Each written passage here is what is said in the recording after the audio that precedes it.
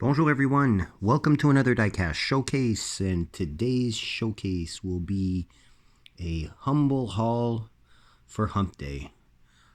Things have been pretty darn dry in the last few months, I'd say. Not a whole lot going up in stores, which is why I've been doing a little bit more thrift store hunting, trying to find some vintage goodness, and just getting by collecting. Well, it is cheaper, thrift store collecting than store collecting. So I'll show you a couple finds I made in the last few days.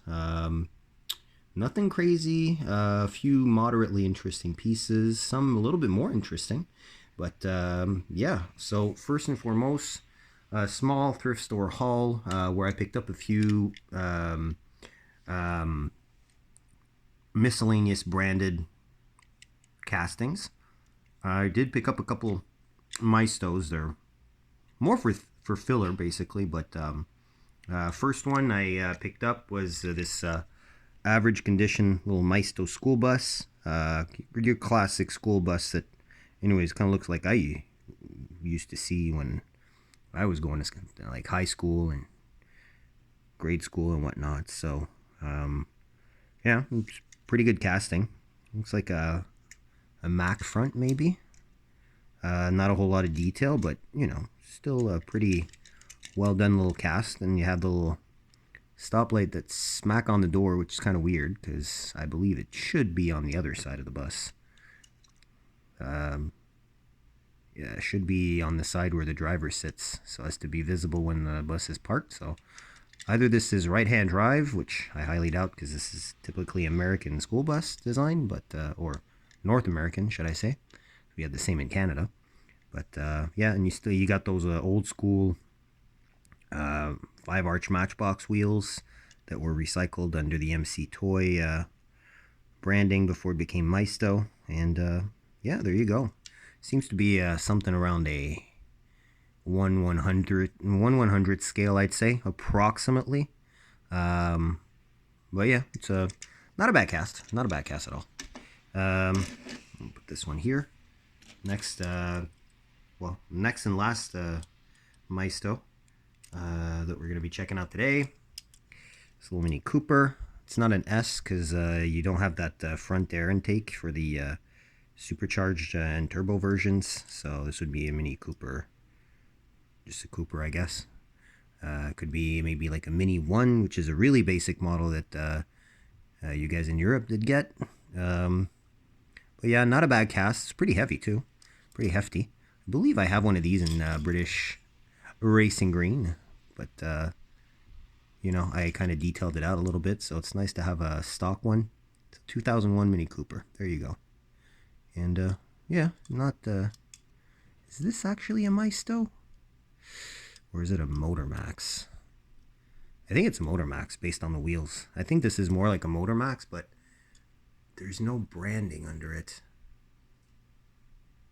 I definitely remember these wheels being Motor Max wheels because they're the same ones that were on the little A100 Corolla that was used as a basis for Jake Strictly diecast custom JTCC inspired Castrol livery one. These are the wheels that came on it. So this is definitely a Motor Max, which would explain why it's so much heavier and why it actually has an interior. So, but yeah, so it's a left-hand drive version, and there's actually air going through the spokes of the steering. Now, one that's not in the best of conditions, but that I'm still going to retain in the collection because it's a nice vintage piece, although damaged slightly, would be this not that old, but still pretty old Majorette Porsche 928. I believe this would be a later either S4 model, maybe a GTS. Unfortunately, it is missing the part of the window that serves as a wing. That was definitely part of the last ones, and also makes the window very not solidly attached to the rest of the car. Paint is mostly there. Wheels are a little bit dirty and axles are rusty, but overall the suspension's not too collapsed. It does have a little bit of suspension. And yeah, there's your base. So definitely not made in France, right? Definitely not made in France. But yeah, overall a nice color, no interior. This is kind of like when Majorette kind of got cheaped out after being purchased by, I don't remember who was running them at that point in time, but somebody can chime in the comments, of course. Sole loose matchbox that we're going to be looking at and that I found, and actually one of my favorite finds for this thrift store haul. It would be a 3rd gen Camaro Catfish, 4th gen Camaro Catfish, sorry about that, from Matchbox. And it's got the Highway Patrol livery. Is there a state listed on here? It's just written law enforcement, so you know you can invent whichever police force this is from. So here we go. There's your base. No scaling, unfortunately, but you can see it's a Camaro Z28, so this would be with the LT1 engine, I believe, since it's not a facelifted version. Overall, pretty good condition. You know, the wheels are very clean. Paint's mostly all there. Same for the tampos. Intact strobes, old style strobes, and the probably best of the Tyco era wheels. They're still not great, but you know, they're not as horrible as other designs that during the late 90s and early to mid 2000s were adorned on these poor Matchbox cars. This is a Hero City era car, so probably early to mid 2000s. But yeah, pretty good casting. A couple Hot Wheels that I found. One, you know, is not super, you know, wow, but I still decided to retain it. One, because of the color, and two, because I got rid of all the other representatives of this casting that I have. But it's the Super Volt, so a Chevy Volt with a ginormous electric engine in the front, drag wing, parachute, wheelie bar. It's got the RA6 Ryu Asada design wheels, staggered. And seems to be now a 2-door, because I don't know how you open the rear door since the huge fender flares are on there. And we've got this really cool Hot Wheels color that I really like. This kind of like almost matte metallic green, which I do have on a custom Beetle from a multi-pack, as well as a 997 GT3 Porsche. But yeah, one of the better looking liveries for this model. You know, again, it's technically licensed, but in practice it's very much customized, so it's not even written Chevy under there, but it has trademark GM, so obviously it is licensed. Next we have colorway of this model that I did not have. Not the best representative of this car, but Alpha 8C Competizione, with the front and rear details as opposed to a fugly livery, which is great. It's got the little Hot Wheels logo on the rear bumper there. PR5 staggered, gloss black with a red interior. Nice color combo. Pretty good condition. Not mint, but definitely in very good condition. So there you go. Pretty nice, pretty nice. I'm not sure if this is a single or a multi-pack car, but we do then have, I believe I don't have this colorway of this casting, although I do really like this casting. It's the wide body 1st gen CRX.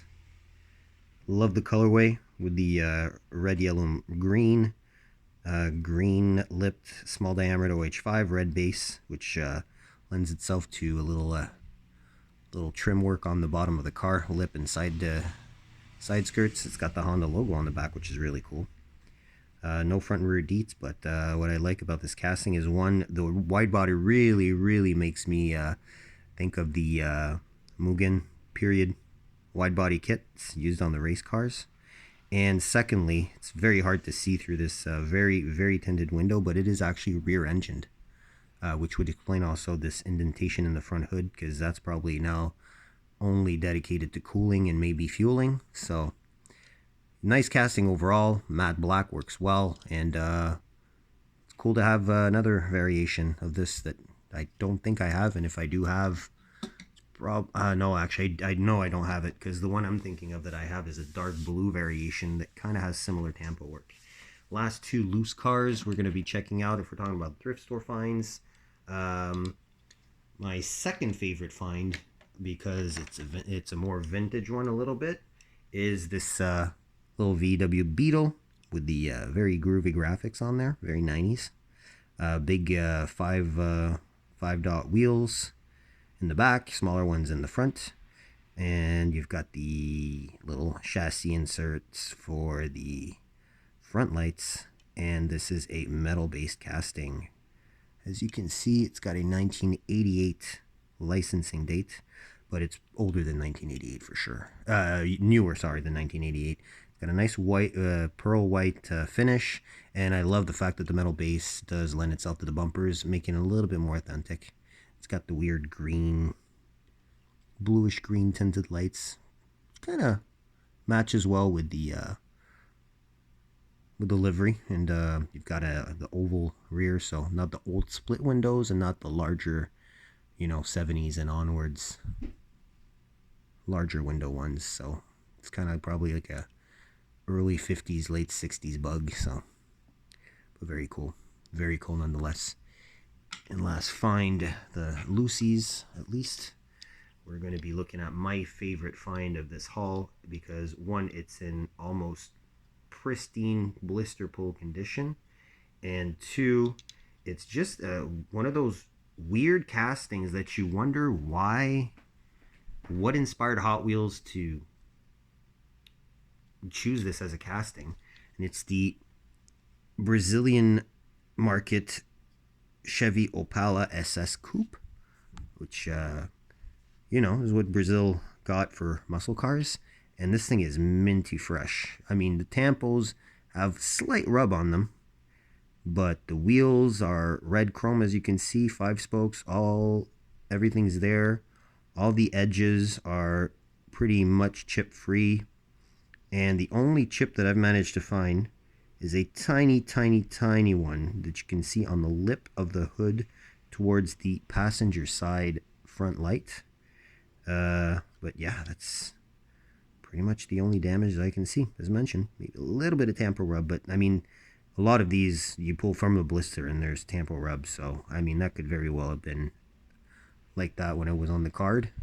Windows are in good condition too, nice and clear. Well, clear. I mean, they're tinted, but they're clear. They're scratch free. So, I like this casting a lot. Of course, it's not a muscle car that was uber powerful or even surprisingly fast, but it's just, from the other hemisphere to me, and it's one of those quirky cars, that we just don't see on our roads here. So there we go. So Chevy Opala SS. A couple of pickups, and these are store finds. Obviously, they're not thrift store because they're carded. So I did go to a store called Heart, which it's kind of like the reject shop that guys in Oz have, guys and gals, of course. And they, since Majorette unfortunately seems to be slowly but surely no longer being sold in Canadian retail stores. Hopefully Jada saves that situation because I'm a big fan of Majorettes, as if you watch my videos you probably already have assessed by now. But I did want to go through some of the pieces that they still have on the pegs and decided to pick up two haulers, so out of the Majorette Transporter series. And they're two that I kind of really like, basically, for two different reasons. First one I'm going to show you is a Mercedes-Benz Actros that suspiciously looks like it's in the Gulf livery, as you can see, with the big speedboat on the back. I love this one because first and foremost, the Actros truck I find looks really good. It's one of those mythical trucks. You see how they have the racing team, but no Gulf anywhere. And boat's mostly plastic, but what I find really cool about this one is that the trailer, all that silver part of the trailer, full metal. So that is pretty cool. Here's the importation information with the bilingual English and French for Canada. And yeah, I've always liked the wheels that Majorette uses on these trucks, and I find it's a nice addition, you know. The second hauler that I picked up is not necessarily because of the fact that, you know, it's a truck that's mythical and I really like, but it's the overall package. Now, I've noticed that Majorette has been doing a lot of partnerships with, for its how could I say, construction themed sets. They've been doing a lot of collaboration with Volvo, which does have a heavy equipment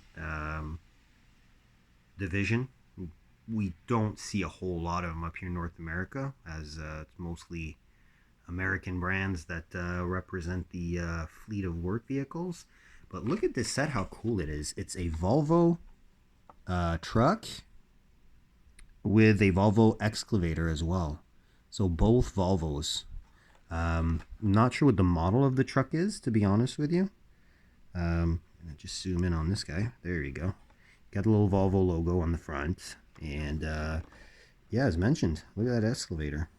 I mean, these seem to be pretty to scale with one another. Whereas the boat kind of looks kind of huge, but I found those to be very cool, and I do like the tractor trailers, the haulers, and whatnot. There, I find it's I don't know, heavy equipment. It's pretty cool. It's pretty cool. Last set we're going to be looking at is a store find at Toys R Us. They got the newer Matchbox series that were coming out. This one I was definitely waiting for avidly, especially for one specific cast, and to a lesser extent a little bit another one that is included in there. So we'll start with the middle, with the cast that, you know, yeah, they're cool, but I mean, it's not what I was hunting for. They're all licensed vehicles, and this would be the Italian Roads pack. The blurry Italian roads. There you go. So the three in the middle are these three that, you know, happy to get, but I'll show you why I'm not super happy. So you got the 500X Fiat, the 500 Turbo Fiat, and the Alpha Giulia Sprint, the old GTV from the late 60s, early 70s. So that's great, but the one that I was really looking for is first and foremost this Alfa Romeo Giulia, the newer one in green, which looks a lot like Verde Montreal, which is pretty much my favorite color out of the line, basically. But mostly, and I think most people will agree, look at this really cool Lamborghini Miura P400S in what looks like to be in Viola SC30, the color of the 94 Diablo SC anniversary car. I really like this, and the fact that this is on the Steelies with the caps works so well. Now, the reason I'm a little bit disappointed in the selection of this pack is because the previous, or the second to last pack I guess I picked up, was the Autobahn Express 5, and lo and behold, look at the two cars in the middle, Fiat 500 Turbo and Alpha Giulia Sprint, in the same exact position within the pack in different colors. I like the light green, I like the baby blue, those are cool. These two, I mean, two extra colors of a casting I already have at least twice, probably three times before I count these two. Same wheel, same setup, same everything. I mean, it's just one's orange and one's blue. Both glossy colors that do look very period. I don't know, kind of disappointed. But at the same time, you know what? Just for the Alpha and for the Miura, definitely worth it to me. And, you know, at least, well, we have some loosies of them, so we don't have to actually crack open these 5-packs quite yet. So there you go. So I'll end the video on this. Hopefully you enjoyed this little haul. If you did, like, share, subscribe, comment, and happy hunting out there. Stay safe. I'll catch you on the next one. Bye.